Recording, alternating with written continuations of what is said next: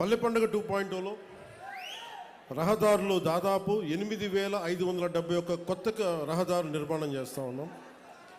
5,838 కోట్లతోటి 8,571 కిలోమీటర్లని కొత్త రహదారుల నిర్మాణం. అలాగే మనకి గోకులాలు ఉంటాయి. మనకు ఆవుని గోమాతగా పూజిస్తాం. ఇన్ని సంవత్సరాల్లో ఎవరు కూడా ఇన్ని గోకులాలు కానీ ముందుకు తీసుకెళ్ళలేకపోయారు. అలాంటిది మనం కొత్త ప్రభుత్వం, మన కుటుంబ ప్రభుత్వం వచ్చాక ఇప్పుడు దీంట్లో 375 కోట్ల రూపాయల వ్యయంతో 25,000 కొత్త మినీ గోకులాలు, 16 కోట్ల అంచనాతోటి 157 కమ్యూనిటీ గోకులాలని మనం ఏర్పాటు చేయబోతా ఉన్నాం. అలాగే 4 కోట్లు ఖర్చుతో 58 కిలోమీటర్ల మ్యాజిక్ డ్రైన్స్ని నిర్మాణం చేయబోతా ఉన్నాం.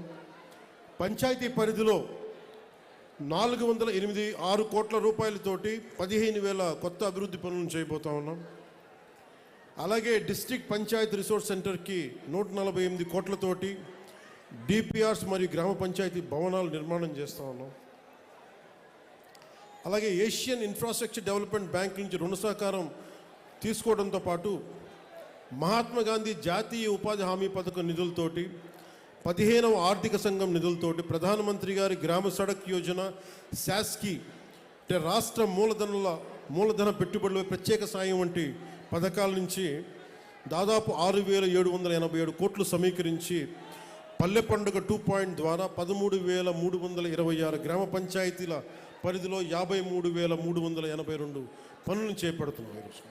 సో దానికి మీరందరూ ప్రత్యేక అతిథులుగా వచ్చినందుకు, అది మన రాజోల్లో దీని ప్రారంభోత్సవం చేసేందుకు మీ అందరికీ మనస్ఫూర్తిగా మీకు ధన్యవాదాలు తెలుపుకుంటా ఉన్నాను.